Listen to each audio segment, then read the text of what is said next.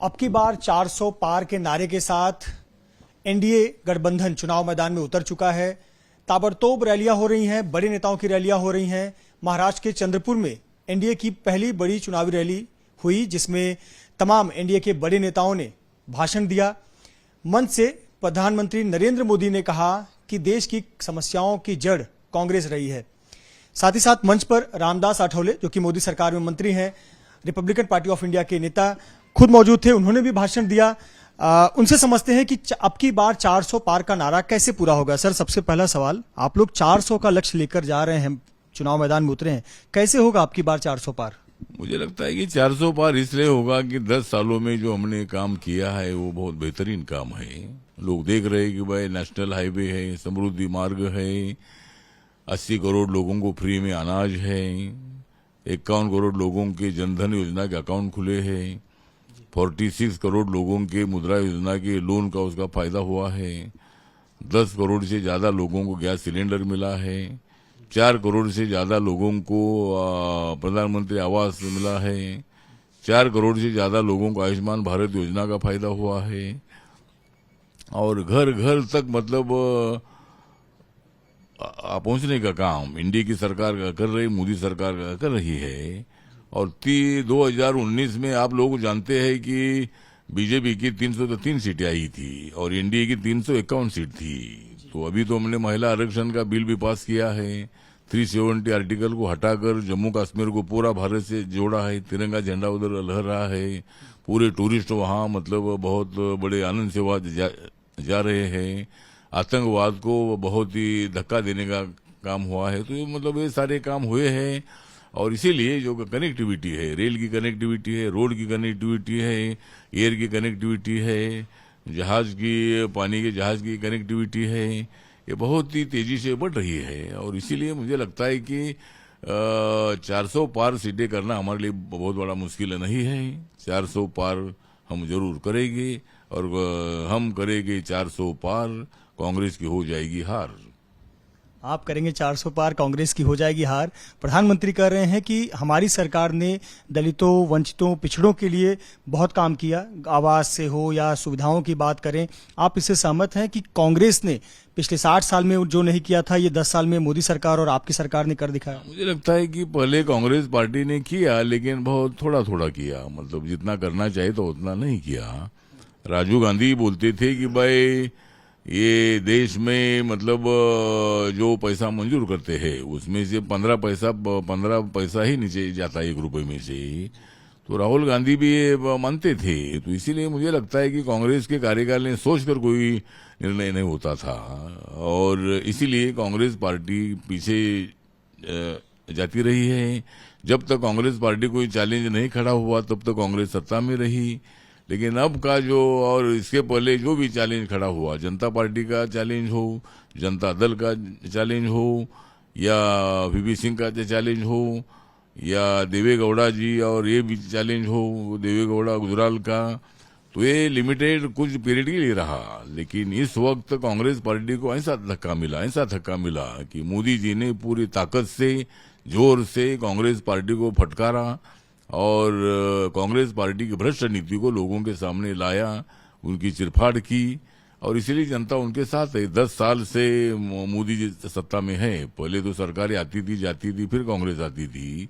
लेकिन अब की बार मोदी सरकार, अब की बार 400 पार, तो ये हमारा नारा है। और अब की बार मोदी सरकार, तीसरी बार मोदी सरकार, चौथी बार मोदी सरकार, 5वीं बार मोदी सरकार, 6ठी बार मोदी सरकार, 5वीं बार तो मोदी सरकार रहेगी। और बाद में देखते हैं क्या होता है। लेकिन जिस तरह कांग्रेस पार्टी के जमाने में काम बहुत स्लो हुआ, बहुत कम हुआ। आपने देखा है कि नेशनल हाईवे 4 लेन 6 लेन उनके कार्यकाल में कभी नहीं हुए थे। सभी सिंगल रोड ही रहते थे और कनेक्टिविटी भी उतनी ज्यादा नहीं होती थी। डेवलपमेंट की तरफ उनका ध्यान नहीं था। तो इसीलिए मोदी जी ने जो प्रहार किया है कांग्रेस पार्टी पर, ये सही है। और कांग्रेस पार्टी के टाइम पर बहुत काम हुआ, लेकिन बहुत कम काम हुआ। लेकिन 10 सालों में मतलब अपने देश में G20 की अध्यक्षता आई है। नरेंद्र मोदी जी सबसे पॉपुलर लीडर के रूप में उनका नाम पूरी दुनिया भर में है और भारत में जनता उनके साथ है। कांग्रेस कितना भी विरोध करे लेकिन जनता जिनके साथ होती है उनको सत्ता मिलती है और अब की बार मोदी सरकार। आप कह रहे हैं अब की बार मोदी सरकार, आपने 400 पार कहा, आपने तो तीसरा, चौथा, पांचवा, छठवां टर्म भी दे दिया। यही बात विपक्ष कह रहा है कि अगर इन्होंने 400 पार कर लिए तो ये संविधान बदल देंगे।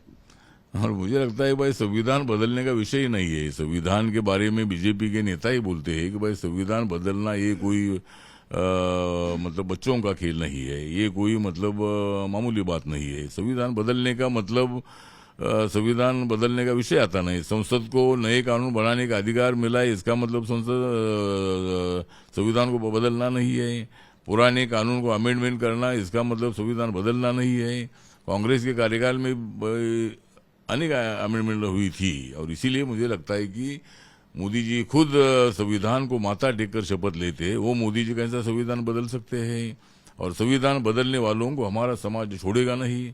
हमारा समाज बहुत बड़ा, जेबीम वाला समाज बहुत बड़ा खतरनाक है और संविधान को बदलने की भाषा जो मतलब कांग्रेस वाले करते हैं, ऐसे कांग्रेस वालों को सबक सिखाने का काम हमारी जनता करेगी। जिस कांग्रेस ने बाबा साहब को 2 बार हराया था, जिस कांग्रेस पार्टी ने मुझे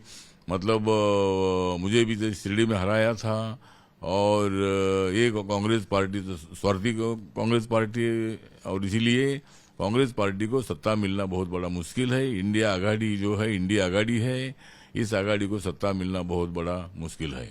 राहुल गांधी का भविष्य क्या देखते हैं आप? पिछली बार वो वायनाड चले गए, इस बार उत्तर प्रदेश में गांधी परिवार से कोई चुनाव अब तक नहीं लड़ रहा है।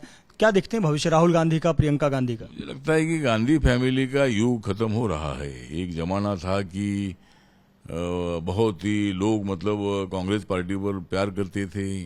राजीव गांधी को देखने के लिए हजारों लाखों की संख्या में लोग आते थे। इंदिरा गांधी का भी जमाना अलग जमाना था, लेकिन अभी राहुल गांधी का जमाना, प्रियंका गांधी का जमाना, ये जमाने में कुछ दम नहीं है।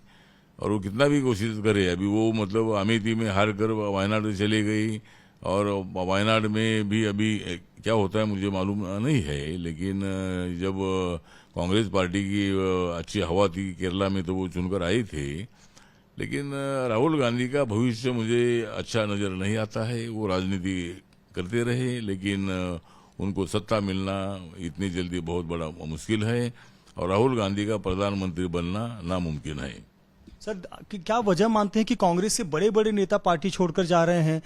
महाराष्ट्र से ही देख लीजिए, अशोक चौहान है, मुंबई से मिलिंद देवरा हैं, तमाम लोग पार्टी छोड़कर जा रहे हैं। संजय निरुपम ने पार्टी से इस्तीफा दे दिया, फिर उनका निष्कासन हो गया। क्या वजह क्या मानते हैं कि कांग्रेस में दिक्कत क्या है, कोर दिक्कत, जिसकी वजह से बड़े बड़े नेता जो कांग्रेसी विचारधारा के थे वो अब पार्टी में नहीं है?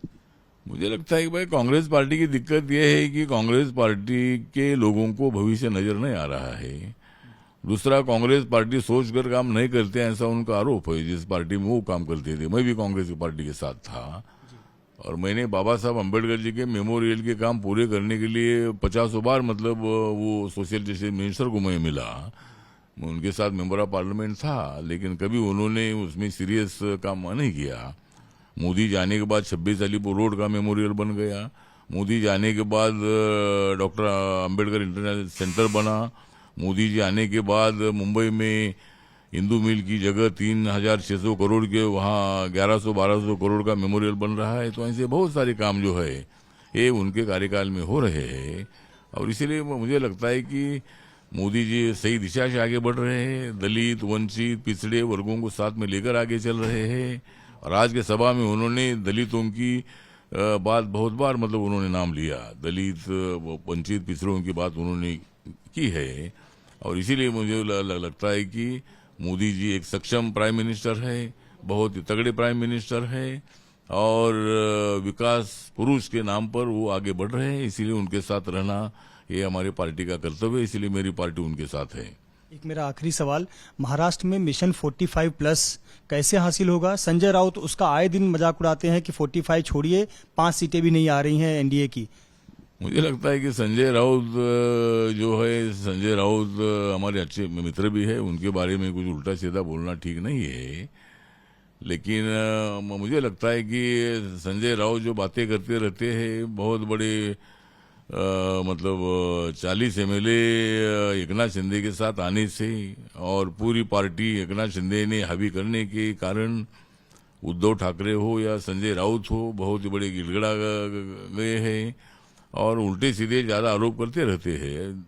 देखते हैं मैदान, अभी 100 दिन का ये कार्यकाल है, इसमें क्या होता है वो देखेगी।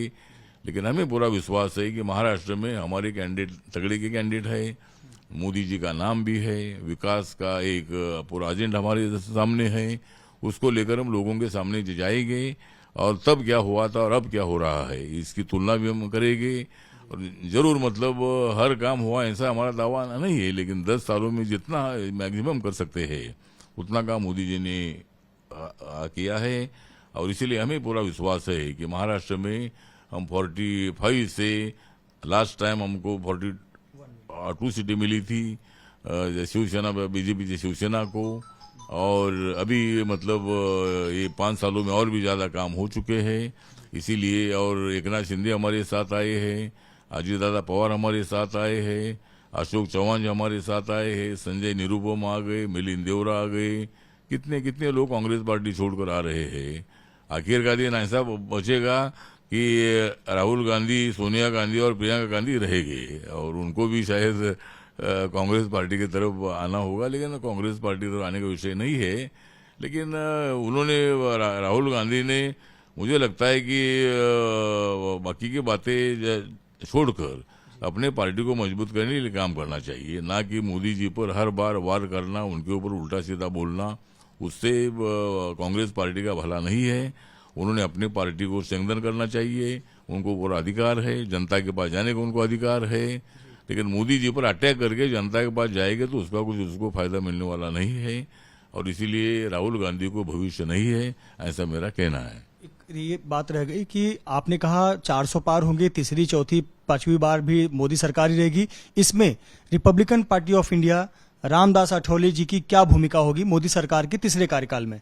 मेरी भूमिका तो मैं उनके साथ हूँ। अभी मेरे पार्टी को कोई 1-2 सीट मिलनी चाहिए थी, लेकिन अभी मिली नहीं। अगली बार हम कोशिश करेंगे, लेकिन हमारी पार्टी के सामने दूसरा कोई अल्टरनेटिव नहीं था। 2 या 1 सीट तो आरपीआई को मिलनी चाहिए हमारा आग्रह था, लेकिन ऐसा हुआ नहीं। लेकिन जब मैं 8 साल से मंत्री हूँ तो मेरी पार्टी नॉर्थ ईस्ट के हर राज्य में मेरी पार्टी जाकर पहुंची है। नागालैंड में मैंने 2 MLA चुनकर लाए हैं, वहाँ मेरी पार्टी को स्टेट की मान्यता मिली है और हर स्टेट में मेरी पार्टी बढ़ रही है। तो मुझे लगता है कि जिस तरह मुझे कोई सीट नहीं मिली मेरे पार्टी को, उससे तो नाराजगी तो जरूर थी, नाराजगी जरूर है भी, लेकिन उसके बावजूद भी दूसरा कोई निर्णय लेना इस वक्त ठीक नहीं था। और मुझे सभी देश के कार्यकर्ताओं ने बताया कि आपको कैबिनेट अगर सीट नहीं मिली तो कैबिनेट मांगो। तो उसके बारे में मैंने देवेंद्र से बात की है और आगे शायद उसके बारे में विचार हो सकता है। महाराष्ट्र के सत्ता में भागीदारी मिल सकती है और यही मतलब और मेरे समाज के फायदे के लिए मुझे सत्ता में रहना बहुत बड़ा जरूरी था, इसीलिए हमने ये निर्णय लिया है। बहुत धन्यवाद हमसे बात करने के लिए। मोदी सरकार में मंत्री रामदास आठवले, जिनका कहना है कि एक बार फिर प्रधानमंत्री नरेंद्र मोदी ही सरकार बनाएंगे। अब की बार 400 पार का नारा दिया गया है, वो नारा भी पूरा होगा और अगले कई टर्म तक मोदी ही देश के पीएम रहेंगे और Republican Party of India Athawale गुट और रामदास आठवले एनडीए में ही बने रहेंगे। कैमरामैन योगेंद्र गुप्ता के साथ मृत्युंजय सिंह, एबीपी न्यूज, चंद्रपुर।